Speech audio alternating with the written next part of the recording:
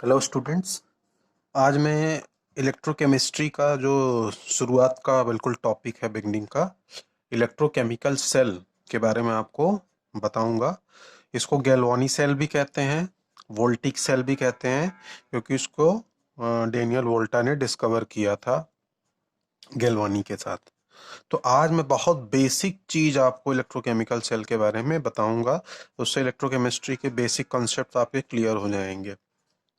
तो electrochemical cell एक ऐसी डिवाइस होती है जो जिसमें केमिकल एनर्जी इलेक्ट्रिकल एनर्जी में कन्वर्ट हो जाती है। तो चलिए स्टार्ट करते हैं इलेक्ट्रोकेमिकल सेल। देखिए, इलेक्ट्रोकेमिकल सेल के अंदर दो हाफ सेल होती हैं, एक ऑक्सीडेशन हाफ सेल होती है और दूसरा रिडक्शन हाफ सेल होती है। इन दोनों हाफ सेल्स को सॉल्ट ब्रिज के द्वारा जोड़ा जाता है। सॉल्ट ब्रिज एक ऐसी डिवाइस होती है दोनों हाफ सेल को जोड़ करके रखती है। सॉल्ट ब्रिज के बारे में भी फंक्शन में बाद में डिस्कस करूंगा। इसमें दो सर्किट्स होती हैं। एक एक्सटर्नल सर्किट होती है जो एनोड और कैथोड के द्वारा मीटर से जुड़ी होती है। एक इंटरनल सर्किट होती है जो सेल के अंदर चलती है। सेल के अंदर इंटरनल सर्किट इलेक्ट्रोड और उसके इलेक्ट्रोलाइट्स के साथ चलती है। इलेक्ट्रोड एंड इलेक्ट्रोलाइट के साथ इंटरनल सर्किट चलती है। जब इंटरनल सर्किट में बैलेंस होता है तभी एक्सटर्नल सर्किट में बैलेंस आता है। अब वन बाय वन स्टार्ट करते हैं। एक्चुअली होता क्या है कि जब किसी मेटल रॉड को उसी के इलेक्ट्रोलाइटिक सॉल्यूशंस में डाला जाता है तो वो रॉड जो है या तो सॉल्यूशन के प्रति ज़्यादा रिएक्टिव होती है। अगर ज़्यादा रिएक्टिव होगी तो ऑक्सीडाइज हो जाएगा रॉड, और अगर रॉड सॉल्यूशन से कम रिएक्टिव होगी तो वो रिड्यूस्ड हो जाएगी। ऑक्सीडाइज्ड होगा तो इलेक्ट्रॉन रॉड रिलीज करेगा, रिड्यूस करेगा तो इलेक्ट्रॉन एक्सेप्ट कर लेगा। तो गैल्वानी सेल जो लिया जाता है उसमें जिंक रॉड को जिंक सल्फेट सोल्यूशन में रखा जाता है और कॉपर रॉड कॉपर सल्फेट के 1 मोलार सोल्यूशन इक्वल सोल्यूशन में रखा जाता है। अब देखिए कैसे स्टार्ट होगा। एक्चुअली जिंक रॉड को जब हम जिंक सल्फेट सोल्यूशन में रखते हैं तो जिंक रॉड अपने ही सोल्यूशन से ज़्यादा रिएक्टिव होती है। तो जिंक रॉड जो है वो जिंक ऑक्सीडाइज होकर के इलेक्ट्रॉन रिलीज करता है, जिसके वजह से जिंक आयन बनेगा, सोल्यूशन में जिंक आयन बन जाता है। और चूंकि इलेक्ट्रॉन यहाँ से रिलीज होता है जिंक आयन बनने की वजह से, तो रॉड क्या होती है सोल्यूशन के प्रति निगेटिवली चार्ज हो जाएगी। ये मैंने दिखाया है, निगेटिवली चार्ज हो जाएगी। तो निगेटिव चार्ज जब हो जाएगा तो रॉड के ऊपर निगेटिव चार्ज आ जाएगा, और जो जिस रॉड पर निगेटिव चार्ज होता है उसे हम एनोड कहते हैं। अब दूसरे वाले में देखें, कॉपर रॉड अपने ही कॉपर सल्फेट सोल्यूशन से लेस रिएक्टिव होती है। तो जो कॉपर सल्फेट का सोल्यूशन होता है उसमें जो यहाँ देखिए मैंने दिखाया है, कॉपर आयन जो पैदा होता है, डेवलप्ड होता है, वो रॉड से इलेक्ट्रॉन ले लेता है। जब रॉड से इलेक्ट्रॉन ले लेगा तो रॉड के ऊपर कैसा चार्ज आ जाएगा, पॉजिटिव आ जाएगा। यानी कि जो रॉड होगी वो इलेक्ट्रॉन डिफिशिएंट हो जाएगी अपने ही इलेक्ट्रोलाइटिक सोल्यूशन के प्रति। तो ये जो पॉजिटिव चार्ज आएगा उसे हम पॉजिटिव चार्ज को क्या बोलेंगे, कैथोड बोलेंगे। यानी पॉजिटिव चार्ज कैथोड होगा और नेगेटिव चार्ज एनोड हो जाएगा। तो ये कैथोड एनोड का कंसेप्ट क्लियर हो गया, किस तरह से रॉड नेगेटिव होती है और ये कैसे पॉजिटिव हो जाती है। अब देखें, जिंक ऑक्सीडाइज्ड होगा तो 2 इलेक्ट्रॉन रिलीज करेगा यहाँ से, तो जिंक हो गया ऑक्सीडेशन हाफ सेल। ठीक है, जिंक और उसके सोल्यूशन में oxidation half cell. Copper sulphate के सोल्यूशन ने रॉड से इलेक्ट्रॉन ले लिया तो वहां रिडक्शन हो गया, तो उसे हम रिडक्शन हाफ सेल बोलेंगे। दोनों के अंदर, इसके अंदर जिंक सल्फेट का एक्वस सोल्यूशन डाला गया 1 मोलार का, इस सेल के अंदर कॉपर सल्फेट का 1 मोलार का एक्वस सोल्यूशन डाला गया है। यहाँ ऑक्सीडेशन हो रहा है एनोड पर और कैथोड पर क्या हो रहा है, रिडक्शन हो रहा है। ये रॉड और सोल्यूशन के प्रति मैंने बताया। अब क्या होगा कि जब जिंक रॉड को हमने डाला है सोल्यूशन में, तो जिंक रॉड कॉपर रॉड से चूंकि ज्यादा रिएक्टिव होती है, तो जिंक जब ऑक्सीडाइज होगा तो 2 इलेक्ट्रॉन एक्सटर्नल सर्किट में भेजेगा। यहाँ जब हम प्लग की जोड़ देंगे तो यहाँ n number of electron equal to कितना होगा, 2 होगा।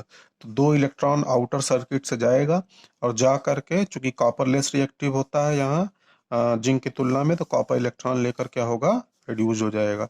तो एक्सटर्नल सर्किट के अंदर जो है वो चार्ज का फ्लो होना स्टार्ट होगा। यानी चार्ज कहाँ से कहाँ चलेगा, जिंक से कॉपर की तरफ चलेगा। तो हमें पहले ही फिजिक्स में पढ़ाया जाता है कि जिधर से चार्ज फ्लो करता है करंट उससे क्या होता है, विपरीत चलता है। तो फिर करंट किधर से किधर की तरफ चलेगा, करंट चलेगा कॉपर से जिंक की तरफ भागेगा। कन्वेंशनल करंट किधर चलेगा, cathode to anode, means zinc to sorry copper to zinc चलेगा। एक चीज तो ये हो गई, ठीक है। और इलेक्ट्रोकेमिकल सेल का ई एक्सटर्नल मतलब मैक्सिमम पोटेंशियल डिफरेंस जो होता है उसका, जिसे हम ईएमएफ कहते हैं, इलेक्ट्रोमोटिव फोर्स, वो 1.1 वोल्ट होता है। यानी कि ईएमएफ क्या होता है, maximum voltage drawn when no current is flown. Maximum voltage cell के द्वारा ड्रॉन किया जाए जब करंट न बह रहा हो, यानी कि सेल क्या करे, मैक्सिमम वर्कआउट कर जाए, कंप्लीटली वर्कआउट कर जाए, तो उसका एक्सटर्नल कितना होता है, 1.1 वोल्ट होता है। अब ये यहाँ एक इम्पॉर्टेंट चीज है कि दोनों हाफ सेल को यहाँ सॉल्ट ब्रिज से लगाया गया है, सॉल्ट ब्रिज से जोड़ा गया है। तो सॉल्ट ब्रिज का फंक्शन देख लीजिए, काफी इंपॉर्टेंट होता है। क्या है, होता ये है कि जिंक सल्फेट सोल्यूशन में जब जिंक रॉड को डाला गया है, तो जिंक सल्फेट सोल्यूशन जब जिंक रॉड में डाला गया तो यहाँ से जिंक पैदा होगा। जिंक चूंकि ऑक्सीडाइज्ड हो रहा है तो 2 इलेक्ट्रॉन आउटर सर्किट में रिलीज कर रहा। तो यहाँ जो जिंक आयन है अगर वो सोल्यूशन में पड़ा रह जाएगा तो यहाँ जिंक आयन पर पॉजिटिव चार्ज है, तो जो यहाँ सोल्यूशन से इलेक्ट्रॉन जो जिंक रिलीज कर रहा है वो इलेक्ट्रॉन ले लेगा, और जब इलेक्ट्रॉन ले लेगा जिंक आयन तो एक्सटर्नल सर्किट में इलेक्ट्रॉन नहीं जा पाएगा। कहने का मतलब ये हुआ कि जिंक आयन को हमें इस एनोड सेल से हटाना होगा। तो उसके लिए क्या करते हैं कि सॉल्ट ब्रिज लेते हैं। सॉल्ट ब्रिज में एक न्यूट्रल इलेक्ट्रोलाइट मिलाया जाता है जिसे हम केसीएल कहते हैं, और उसमें आयन का रेशियो कितना होना चाहिए, 1:1। तो केसीएल में आयन का रेशियो कितना है, 1:1 है। तो जब केसीएल को लिया जाता है और इसको अगार अगार एल्गी से लॉक कर देते हैं ताकि इलेक्ट्रोलाइट एक दूसरे से पास ऑन ना हो सके एक दूसरे का, तो केसीएल में से पोटेशियम आयन और केसीएल आयन स्प्लिट आउट हो जाएंगे, और इधर से जो मतलब केसीएल का जो आयन टूटेगा सीएल माइनस, वो जिंक से रिएक्शन कर जाएगा। यहाँ देखिए मैंने दिखाया सॉल्ट ब्रिज के फंक्शन में, जिंक आयन सॉल्ट ब्रिज के सीएल माइनस से रिएक्शन कर क्या बना देगा, जिंक क्लोराइड।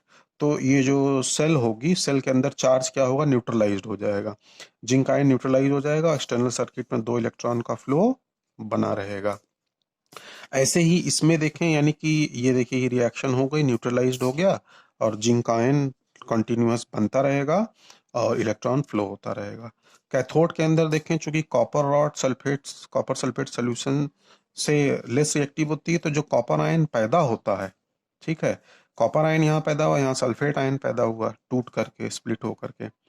तो चूंकि कॉपर आयन ही इलेक्ट्रॉन को क्या कर रहा है, एक्सेप्ट कर रहा है, यही ले रहा, तभी रिडक्शन हो रहा है। इसने 2 इलेक्ट्रॉन दिया, कॉपर आयन 2 इलेक्ट्रॉन ले लिया। अगर सल्फेट मौजूद रह जाएगा, कॉपर सल्फेट सोल्यूशन का सल्फेट मौजूद रहेगा, तो सल्फेट कॉपर से जुड़ करके क्या बना देगा, कॉपर सल्फेट, और फिर कॉपर आयन बचेगा नहीं, तो फिर रिडक्शन कैसे होगा, जिंक ने 2 इलेक्ट्रॉन जो दिया हुआ है। तो इस प्रॉब्लम को, कॉपर आयन को हटाने के लिए क्या करेंगे, जो सॉल्ट ब्रिज का पोटेशियम आयन है, वो 2 पोटेशियम, देखिए कैथोड पर 2 पोटेशियम आयन SO4 2- से रिएक्शन करेगा और क्या बना देगा, पोटेशियम सल्फेट। तो रिडक्शन हाफ सेल या कैथोड के अंदर जो चार्ज पैदा हुआ था, एक्स्ट्रा चार्ज, उसको क्या किया, सॉल्ट ब्रिज ने न्यूट्रलाइज कर दिया। अब लगातार कॉपर आयन पैदा होता रहेगा और लगातार वो जिंक के द्वारा दिया गया 2 इलेक्ट्रॉन को एक्सेप्ट करता रहेगा। ये सॉल्ट ब्रिज का इंपॉर्टेंट फंक्शन है। ये सॉल्ट ब्रिज का फंक्शन मैंने लिख दिया, it complete the inner circuit. Inner circuit को क्या करता है, कंप्लीट करके रखता है, and it maintain the electrical neutrality of electrolyte of 2 half cell. देखिए यहाँ ने जिंक आयन को न्यूट्रलाइज कर दिया और यहाँ कॉपर आयन को न्यूट्रलाइज कर दिया, तो दोनों हाफ सेल के अंदर ये क्या कर रहा है, न्यूट्रल कर दे रहा है। न्यूट्रल कर देने से क्या हो रहा है कि चार्ज का फ्लो एनोड से कैथोड की तरफ बना रहेगा। जब चार्ज फ्लो बना रहेगा तो करंट पास होता रहेगा, लगातार करंट पास होता रहेगा, तो सेल वर्क करती रहेगी लगातार। अब मैं आपको कुछ शॉर्टकट ट्रिक बता देता हूं जो बच्चों को इसमें दिक्कत होती है, इलेक्ट्रोकेमिस्ट्री में या फिर इस इलेक्ट्रोकेमिकल सेल में। देखिए, एनोड कैथोड की सबसे ज्यादा प्रॉब्लम होती है, तो कैसे उसको याद रखेंगे, एनोड का जो पहला 2 वर्ड होगा एन, एन का मतलब एनायन, और एनायन का मतलब निगेटिव चार्ज, यानी एनोड पर कैसा चार्ज होगा, निगेटिव।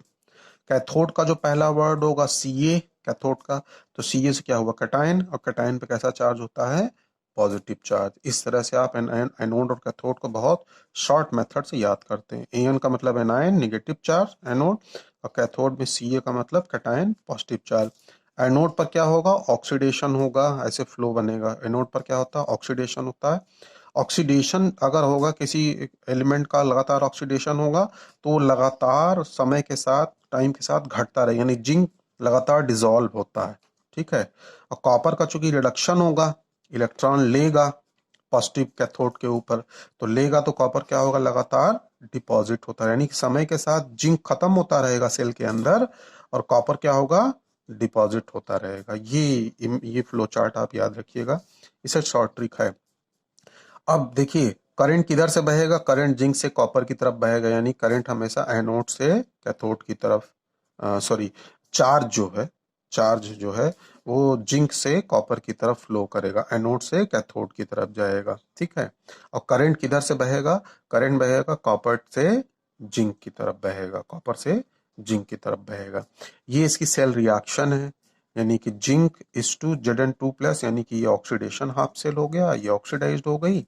दो वर्टिकल लाइन लगा देते हैं, सॉल्ट ब्रिज को डिनोट करता है, और Cu2+2Cu, यानी कि ये रिड्यूस्ड हो रहा है 2 इलेक्ट्रॉन दे करके, तो ये रिडक्शन हाफ सेल हो गई। ये इसकी सेल रिएक्शन हो गई। यहाँ n number of electron in a redox reaction, ये कितना हो गया, 2। ये रिडॉक्स हो गई, 2 इलेक्ट्रॉन यहाँ क्या हो गया, रिलीज हुआ है, 2 इलेक्ट्रॉन जिंक ने रिलीज किया और इसने क्या किया, ले लिया। तो देखिए ऑक्सीडेशन और रिडक्शन साइमल्टेनियस हुआ, यानी इलेक्ट्रोकेमिकल सेल के अंदर रिडॉक्स रिएक्शन होती है। तो इस तरीके से आप जो है इलेक्ट्रोकेमिकल सेल के बेसिक स्ट्रक्चर को आप समझ सकते हैं। अगर इतना समझ लेंगे तो चैप्टर के आगे जो डिटेलिंग है वो बहुत अच्छे से आपको समझ में आती रहेगी। तो आपको अगर ये वीडियो पसंद आया हो तो वीडियो को सब्सक्राइब करें और लाइक करें, और भी मैं आगे वीडियो ले आऊँगा आपके लिए 12th CBSE के लिए, 11th और सभी स्टेट बोर्ड के लिए। तो मेरे चैनल को प्लीज़ सब्सक्राइब करें।